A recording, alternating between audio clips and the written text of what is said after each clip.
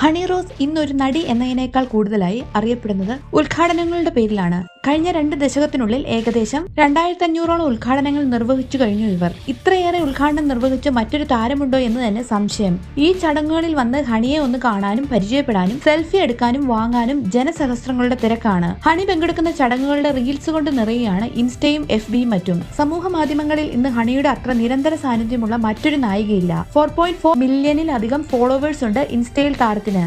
രാഹുൽ മണമ്പാട്ടിന്റെ ചെറുകഥയെ അടിസ്ഥാനമാക്കി എബ്രിഡ് ഷൈൻ നേതൃത്വത്തിൽ ആനന്ദിനി ബാല സംവിധാനം ചെയ്ത റേച്ചൽ എന്ന സിനിമയിലെ ടൈറ്റിൽ റോളിലേക്ക് അണിയറക്കാർ പരിഗണിച്ച ഏക അഭിനേത്രി ഹണിയായിരുന്നു. ഇറച്ചിവെട്ടുകാരിയായ ഒരു സ്ത്രീയുടെ കഥ പറഞ്ഞ ചിത്രത്തിലെ കേന്ദ്ര കഥാപാത്രം ഏറെ അഭിനയ സാധ്യതകൾ നിറഞ്ഞതായിരുന്നു. നായിക കേന്ദ്രീകൃതമായ ഒരു സിനിമ ഇതിനു മുൻപ് ഹണി ചെയ്തിട്ടുമില്ല. പക്ഷേ ഹണിയുടെ റേഞ്ച് എന്താണെന്ന് മനസ്സിലായത് സിനിമയുടെ പ്രിവ്യൂ ഷോ കണ്ടപ്പോഴാണ്. മലയാളത്തിലെ ഏതൊരു മുൻനിര നായികയ്ക്കും ഒപ്പം നിൽക്കാൻ കഴിയും വിധം അസാധ്യ പ്രകടനം കാഴ്ചവെച്ചു ഹണി. റേച്ചൽ പുറത്തിറങ്ങിയിരുന്നെങ്കിൽ ഒരുപക്ഷെ ഹണിയുടെ തലവരെ മാറ്റാനാവുമായിരുന്നു. ഹണി അത്ര മനോഹരമായി അഭിനയിക്കുമോ എന്ന് ശങ്കിച്ചവർക്ക് ലഭിച്ച മറുപടിയായിരുന്നു ഈ വർഷത്തെ ഫിലിം ക്രിട്ടിക്സ് അവാർഡ്. റേച്ചലിലെ സമാനതകളില്ലാത്ത പ്രകടനമാണ് ഹണിയെ പുരസ്കാരത്തിന് അർഹയാക്കിയത്. ഇനി കാമും കഴമ്പും കാതലുമുള്ള കഥാപാത്രങ്ങൾ കൂടുതലായി ചെയ്യണമെന്നാണ് ഹണിയുടെ സ്വപ്നം.